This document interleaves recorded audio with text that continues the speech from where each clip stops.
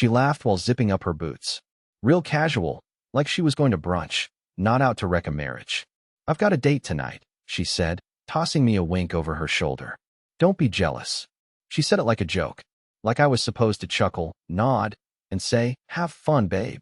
But instead, I just wiped my hands on the dish towel, slow, and said one thing. Be home before he figures it out. She stopped. Not like a dramatic soap opera freeze. I mean really stopped. Mid-step. One foot hovering above the hardwood. Purse sliding off her shoulder, just a little.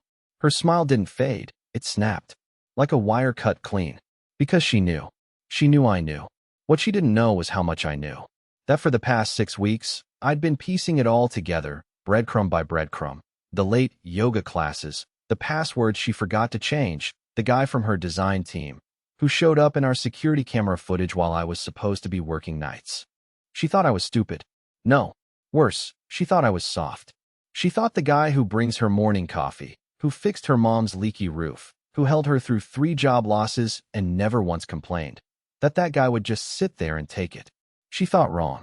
I didn't yell, didn't chase her down or cry or ask questions I already knew the answers to. I just stood there, towel still in hand, watching her try to swallow the weight of my words. She opened her mouth, closed it, tried again. What do you mean by that? I didn't answer. I just walked over to the hallway closet, opened it, and handed her the envelope. Inside, a single photograph. Him, her, our bed. I'd printed it in black and white. Classy, you know? And as she stared at it, hands shaking, lips parting like she was about to say something that could rewind time, I walked back to the kitchen, poured myself a glass of water, and said, "Tell him I said thanks." She didn't move for almost a full minute. She just stood there with that envelope in her hand like it had burned her fingers. Her mouth was hanging open slightly, like she had something rehearsed to say, but now couldn't remember the lines. And I just sipped my water. You know what's funny? Not even 2 months ago, I was Googling how to tell if your wife is bored of you. That's how pathetically hopeful I was. I thought maybe I wasn't being fun enough. Maybe she was just distant because of work. Maybe it was a phase. Turns out, work was named Carter. 26. Drives a leased Audi, still lives with his parents, and has a tattoo of Roman numerals on his collarbone. I only know that because I followed them. Twice. First time, I wasn't even planning to. I just had a gut feeling. She said she was meeting her freelancer group, but I saw her leave with him instead. And then I saw her kiss him at a red light. That's when I knew this wasn't emotional distance. It was a full-on affair. While I was budgeting to fix our water heater, she was booking hotels under fake names. While I was ironing her blouse before her client calls, she was busy being the client. Back in the kitchen, she finally looked up from the photo. Her voice cracked. "Where did you get this?" she asked.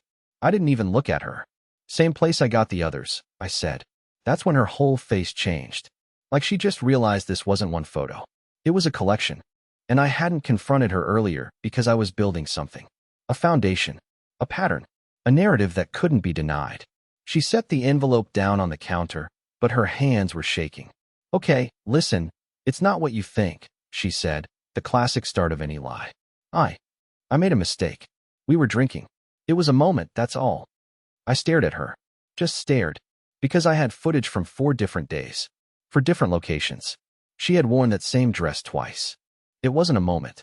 It was a hobby, I finally said. "Then I guess your hobby is about to cost you more than your closet full of Zara knockoffs." She narrowed her eyes. "What the hell does that mean?" I smiled. A real one this time.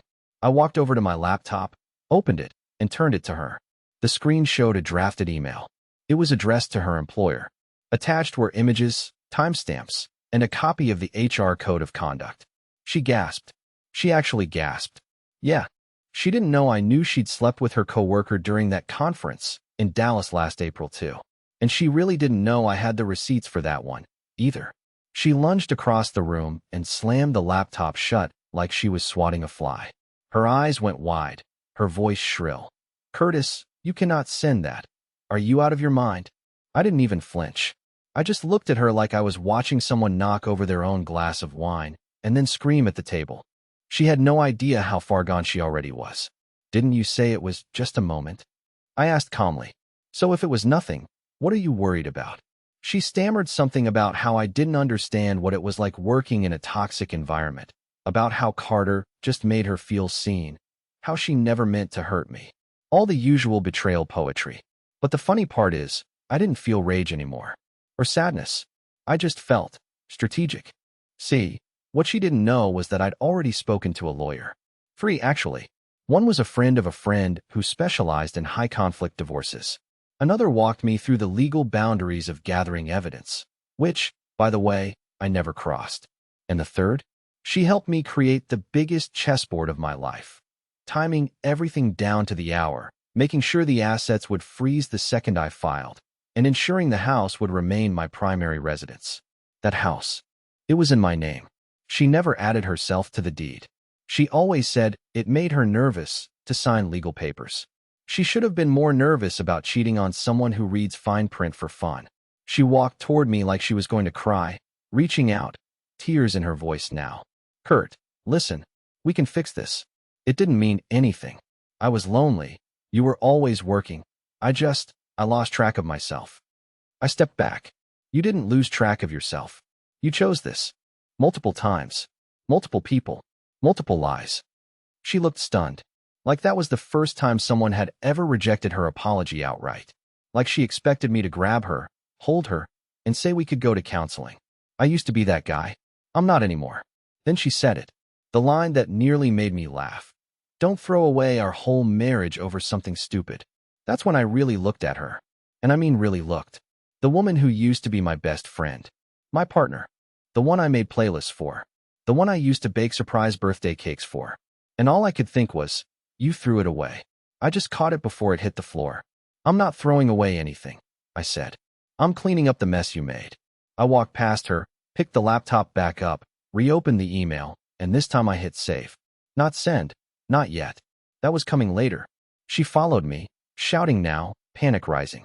You're destroying me, Curtis. Please don't do this. I turned to her one more time and said something I'd been waiting to say since the night I found that second phone hidden in her boot. I'm not destroying you, Hannah. I'm just letting you watch. Her crying stopped. Just like that. I watched the panic drain from her eyes and something else take its place. Calculation. The tears dried up like they'd been part of a failed audition, and now she was switching scripts. I saw her jaw tighten, her arms cross, her entire posture change like she suddenly remembered who she thought she was, a master manipulator. She looked me in the eye, voice low and cold now. If you go through with this, I swear I'll ruin you. You think I've got nothing to use? You think your hands are clean? I almost laughed, but not because it was funny. No, because it was predictable. That's exactly what I was waiting for. That moment when she realized begging wouldn't work, so she defaulted to threats. Like clockwork. This wasn't a woman trying to save her marriage. This was someone trying to salvage power. So I said nothing.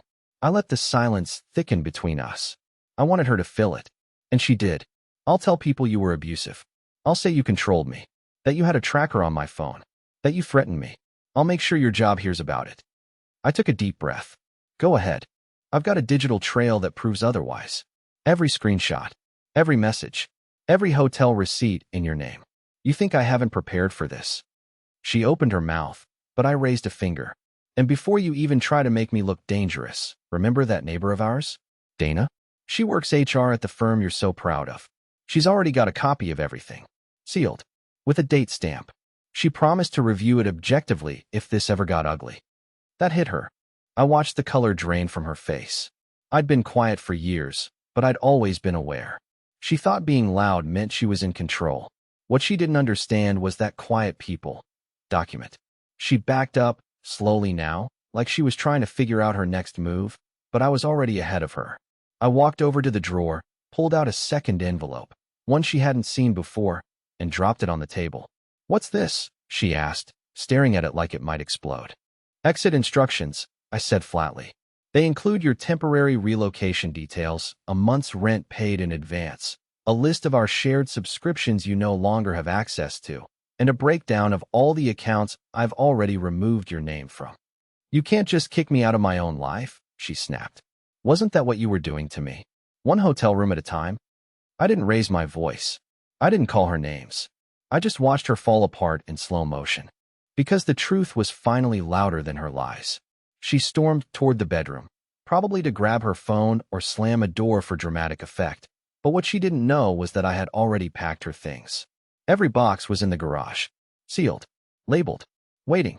She was just catching up to a plan I'd already finished. Around 11 p.m., after an hour of banging around in the bedroom and texting who knows who, she came out dressed in her sleepwear like nothing had happened. Hair tied up, makeup gone, face wiped clean, like she was trying to press a reset button that didn't exist. She sat on the couch across from me like this was just another night. Like we hadn't just ripped the last threads of our marriage in half.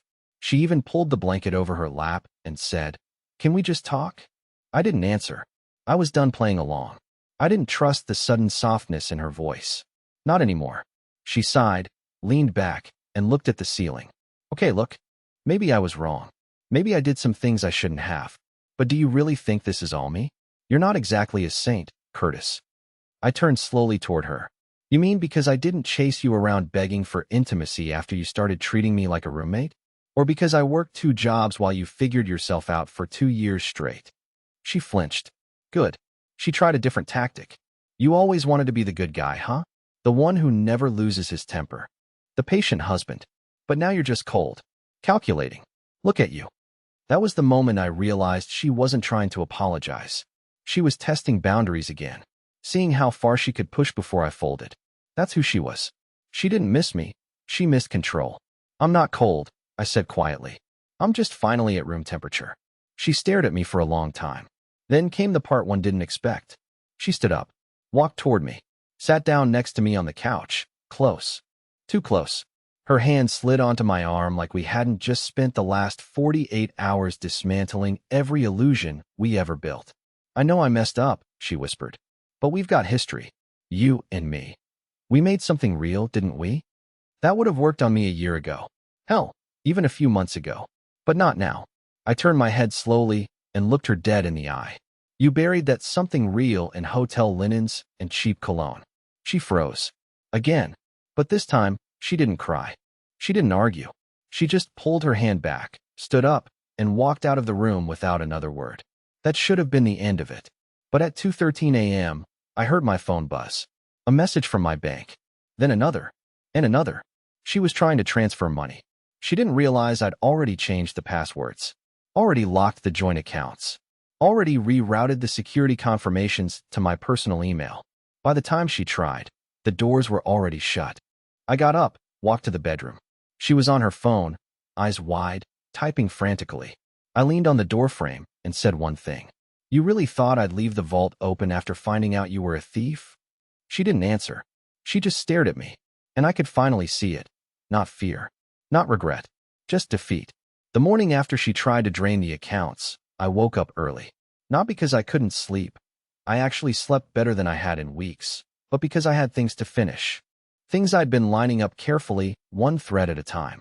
And today, all those threads were finally ready to snap tight around her. I didn't make breakfast. I didn't say good morning. I just got dressed, grabbed the manila folder off the top shelf of the closet, and went straight to the front door. I left it cracked open, just enough for the courier who'd be arriving in 20 minutes. Inside that folder were signed documents. Not drafts. Final versions. Divorce papers, asset disclosures, financial protection forms. Everything neatly printed and notarized. I'd spent the last 2 weeks preparing while she was busy texting Carter and playing career girl for Instagram. As I waited for the courier, she came out of the bedroom, wrapped in a robe, hair a mess. Not the good kind of mess either. The kind that says you didn't sleep because guilt kept turning the pillow cold. She blinked at me. "Where are you going?" I didn't even look up. "Nowhere. I'm staying right here. You're the one leaving." Her brow furrowed. "What are you talking about?" "The lease for your new place starts today," I said calmly. "I added a cleaning service for the first month. Figured you'd need it, since you've never moved alone before." That hit her. I could see it. The realization that I wasn't bluffing anymore. I was building an exit ramp, and she was already halfway down it without even noticing. She shook her head, trying to piece things together. "Wait. You've been planning this?" I nodded slowly. "Since I realized you weren't planning on stopping." Then she did the thing cheaters always do when they know they've run out of excuses. She turned it into a sentimental performance. Her voice cracked. She whispered my name like it suddenly mattered again. Her eyes watered. "You're really just throwing it all away?" she said. After everything we've been through, I stepped closer, not angry, not emotional. Just done. You already threw it away. I just made sure you don't get to pick it back up when it's convenient. She didn't say anything. She just stood there, shaking slightly, probably doing the math in her head, trying to figure out what I knew, what I didn't, where the cracks in her defense might still be. But there weren't any cracks. I'd sealed this thing airtight. The courier knocked. I handed off the envelope without ceremony.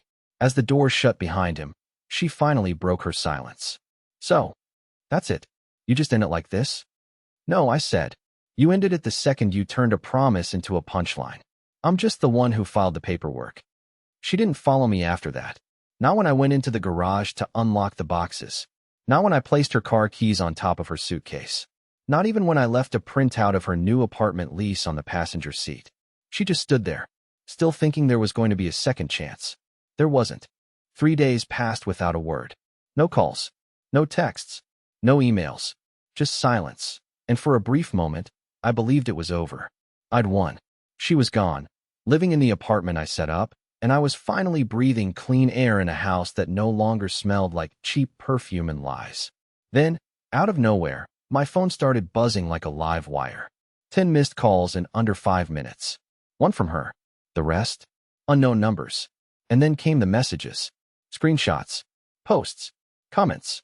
She was telling people I was abusive, that I controlled her, that I tracked her phone, cut off her finances, and blindsided her with legal threats while she was emotionally vulnerable.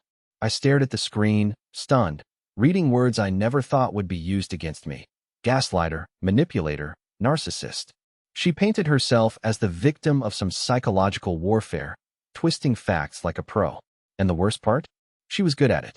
She even posted a picture of herself crying, cropped tight to hide the designer robe I bought her last Christmas. Captioned it. Sometimes the people who say they love you are the ones who hurt you the most. Within minutes, mutual friends started messaging me. Hey man, is everything okay? I saw her post. Did something happen? Curtis, is any of this true? I wanted to scream, throw my phone into a wall, but I didn't.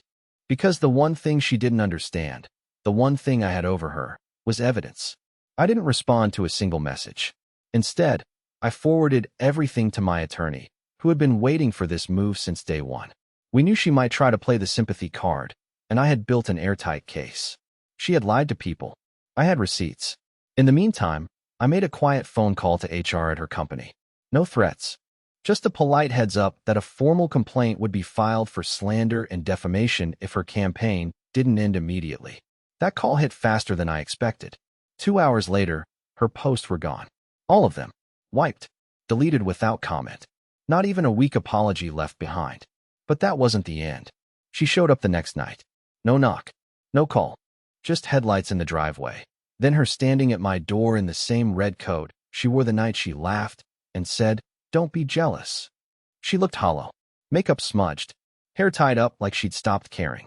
Or started cracking. "I didn't mean for it to go that far," she said softly. I panicked. I didn't let her in. She kept talking through the door. About how people were turning against her. How Carter stopped answering. How her job was asking questions. How she never thought it would all spiral like this. I stayed quiet until she finally asked, "Can we talk? Just 5 minutes?" I said exactly one thing through the door. "You started a war with the only person who knew how to end it peacefully." Then I turned off the porch light. She stood there for a while. I watched her through the peephole, arms wrapped around herself, like she was waiting for someone to rescue her. But there was no one left to save her from the consequences. After she left that night, I didn't watch her drive away. I didn't check her social media. I didn't even ask mutual friends what she was saying anymore. I just closed the door, locked it, and walked back into my life. My real life. The one I'd forgotten how to live because I'd spent so long walking on eggshells inside a house that should have felt like home. It was quiet for weeks. Blissfully quiet. At first, the silence felt unnatural, like something was missing. But I realized I wasn't missing her. I was just detoxing from chaos. I started doing small things that felt big. I rearranged the furniture, painted the hallway a different color, threw out every scented candle she ever bought, every fake, cozy thing she used to distract from how cold she'd become. I went back to cooking for myself. Real meals, not just frozen dinners scarfed down between stress and shame. I played records I hadn't touched in years. I even reconnected with my brother, the one she always said was too loud to have around. Funny thing, the more I reclaimed my space, the more I realized how small I'd been living under her shadow. I was just surviving and calling it love. Then one afternoon, I got a letter in the mail. No return address. Inside was a handwritten note. Her handwriting. You don't have to forgive me. I don't deserve it. I just wanted you to know you were never the problem. I was. That was the first honest thing she'd said in years. But I didn't write back. I didn't need to. I didn't want closure from her. I'd already found it somewhere better, in myself. A few months later, I took a short trip to Maine, just to clear my head. Rented a cabin, read old books, sat by a lake and realized I hadn't heard my name shouted in anger in over 90 days. That's when I met Marla. She wasn't dramatic or flashy. She didn't flirt like it was a weapon or laugh like she was keeping a secret. She just asked what I was reading, and then she listened, really listened. We didn't fall into anything fast. No fireworks, no whirlwind, just warm coffee, slow walks, and easy silence, the kind that doesn't feel like punishment. We still talk, almost every night. And no matter where it goes, I already know one thing. I'll never again settle for someone who treats love like a transaction. And if you're listening to this wondering whether it's ever too late to walk away, it's not. You don't need a perfect plan. You just need to remember who you are and who you were before someone made you feel like less. So yeah, she laughed when she said she had a date. Thought I'd sit back and take it. But I had the last word. And it wasn't revenge. It was freedom. Thanks for listening to the Reddit Confessions channel. Drop a comment below if you've ever had to rebuild yourself and came out stronger.